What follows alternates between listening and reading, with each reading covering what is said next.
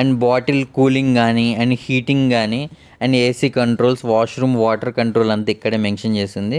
అది వచ్చి sink and mirror. Washroom కూడా చాలా నీట్గా ఉన్నాయి. బయట అయితే సీనరీ చాలా బాగుంది. ట్రైన్ కూడా చాలా నీట్గా అయితే ఉంది.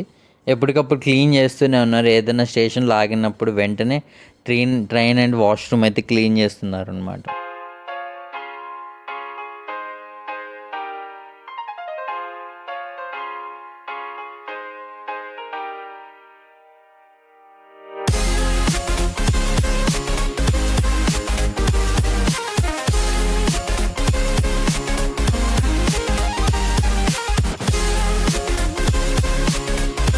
వావ్! లొకేషన్ అయితే చాలా బాగుంది. బ్యూటిఫుల్గా అయితే ఉంది.